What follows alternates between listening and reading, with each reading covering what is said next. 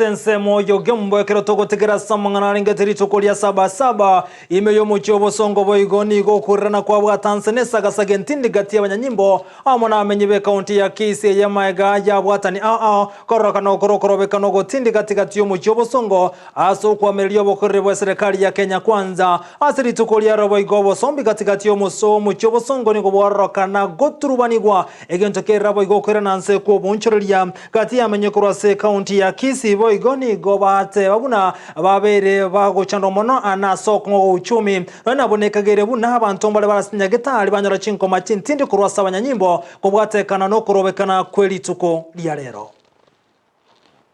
You are just restricting the government down. Please, what you do, make sure there is no demonstration in every county, because you need to roll down the cost of living. Tumechoka bwana Ruto, tumechoka. Hii biashara lazima ikome. Sisi kama Kisii hapa, maandamano hiko, sakaje shuka chini pole ama tukate muti pamoja na misisi. Tuanguke nayo. Tumeamua bwana. Tiara sikuwa kwa wingi. Kusema kweli maandamano ya Kisii siku ya kwanza tukisema leo hakuna mtu asiseme ati kuna mtu amesapota hii maandamano ya Kisii.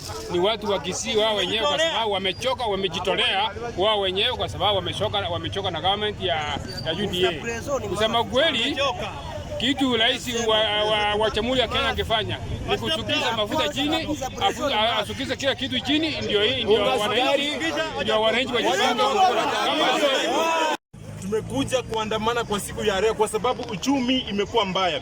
Sisi kama wa Kisii wamesema eti tumeshiba. Hakuna kushiba, tumeshiba leo hii. Sasa tunaandamana mpaka mwisho, wenye tunakufa tukufe, wenye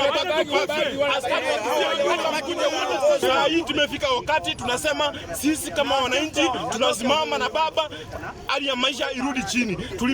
Tulipika kule tulikuwa tunaambiwa maisha yarudi chini. Sasa hii maisha inaenda kwenda juu.